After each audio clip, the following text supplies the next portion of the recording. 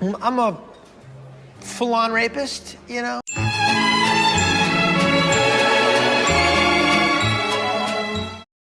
It's Always Sunny in Philadelphia is a comedy series on FX that premiered in 2005 and is still going as of this year.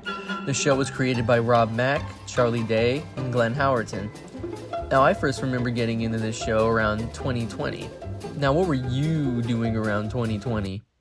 Because me personally, I was too busy rotting away on Gmod, laughing my ass off at Oni Plays, and most importantly, watching Family Guy. I love this show, and today I'm going to explain why you, yes you, should watch it. It's Always Sunny follows Dennis, Dee, Mac, Charlie, and Frank, the owners of Patty's Pub, Worst Bar in Philadelphia. The show features an episodic format and shows the gang getting into wacky scenarios such as who pooped the bed, Mac and Dennis buy a timeshare, the gang gets stranded in the woods, and most importantly of all, how Mac got fat. Dennis is the brains of the gang and is usually responsible for the various schemes they get themselves into. He is also completely and utterly insane. Because I hate you! Dennis is also the ladies' man of the gang, even though most of his methods range from manipulative to just fucking wrong. Because of the implication.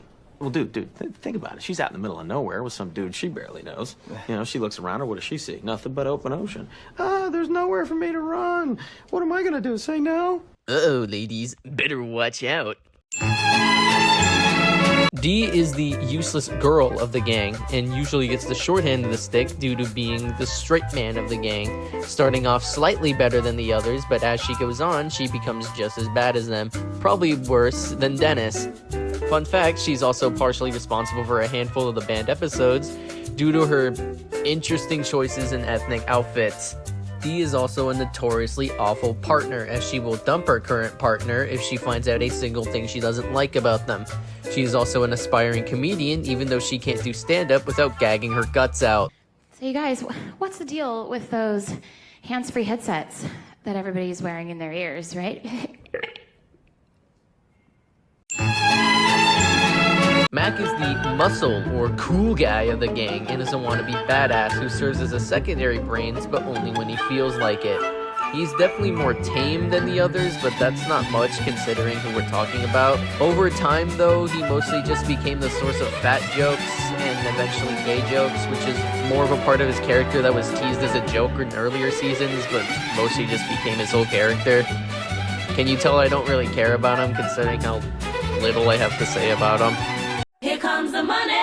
Here we go. Charlie Kelly, I love you, you disgusting little man. Charlie is what happens when you put the brain of a 5-year-old into a deranged, fully grown man, but I think even most 5-year-olds are smarter than him. In result, you get the best character on the show. Charlie is easily my favorite character on the show, and unlike Mac, I have little to say about him because if I were to talk about how much I love him, I'd be here all fucking day.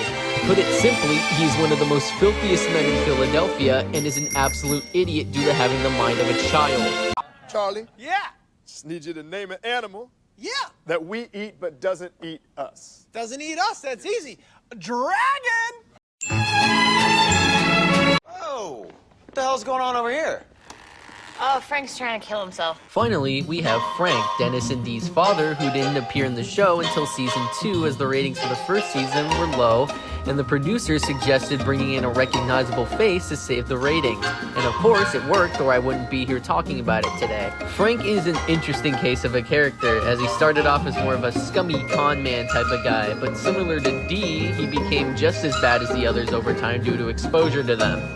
It's also implied in a running gag that he's Charlie's dad, but you don't gotta worry about that. Now that I've explained the show as sparsely and compact as possible, now comes the part where I tell you where to start watching the show. Don't start with season 1. You never start with season 1. This is because the first season has a very off feeling to it. I think it's mostly because it's still like in development at this point in the show, and I see that usually turns people away from it.